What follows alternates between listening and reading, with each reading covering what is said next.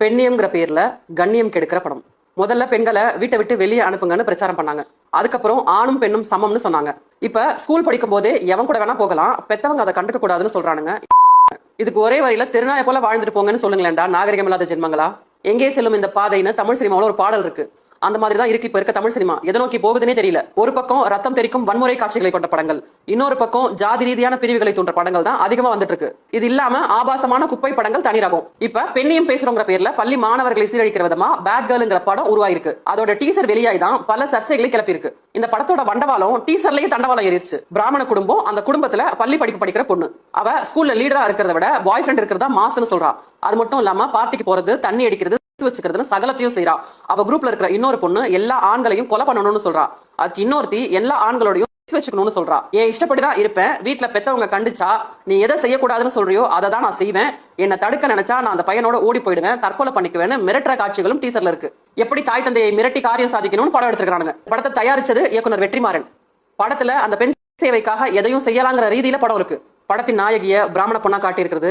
டீசர்ல கதாநாயகி பிராமண பெண்ணின் பேச்சு வழக்குல பேசுறது, அது மட்டும் இல்லாம அங்கங்க அதற்கான சில குறியீடுகள் வச்சிருக்கிறது. இதெல்லாம் ரொம்ப ரொம்ப தப்பு. வன்மத்தின் உச்சம். உங்க ஜாதியை தரம் தாழ்த்தி காண்பிக்கிற மாதிரி படம் எடுத்தாலோ இல்ல மட்டப்படுத்தி பேசுற மாதிரி கதாபாத்திரங்கள் வச்சாலோ எவ்வளவு கொதிக்கிறீங்க. ரத்தம் சூடையறதுல, நாடி நரம்பெல்லாம் துடிக்குதுல, அதுதானே அவங்களுக்கும் இருக்கும். எந்த பிரிவினரையும் தரம் தாழ்த்தி தரக்குறைவா அடையாளப்படுத்துறதுக்கான உரிமையை உங்களுக்கு யார் கொடுத்தா? உங்களுக்கு வந்தா ரத்தம், அடுத்தவங்களுக்கு வந்தா தக்காளி தொக்கா?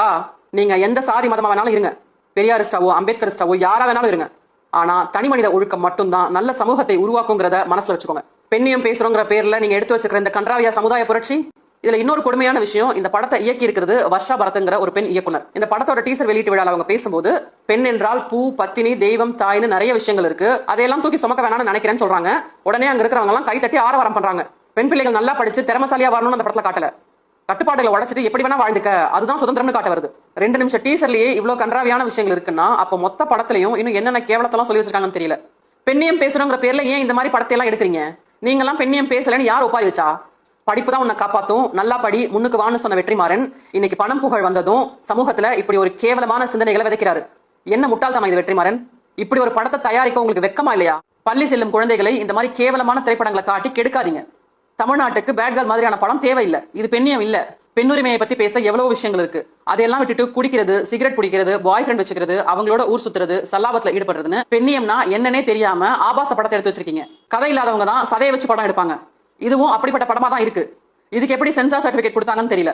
பேட் கேர்ள் தனிப்பெண் ஒருத்தினுடைய கதைன்னு வச்சுட்டா கூட சகிக்கல. சாதி வன்மத்தோடு படம் எடுக்கும் இயக்குநர்களை கட்டுப்படுத்த முடியாத நிலையில இருக்கிறோங்கிறது தான் கசப்பான உண்மை. மொத்தத்துல பெண்ணியம்ங்கிற பேர்ல கண்ணியம் கிடைக்கிற படம் தான் பேட் கேர்ள். அது தமிழ்நாட்டுக்கு தேவையில்லை. Ban bad girl.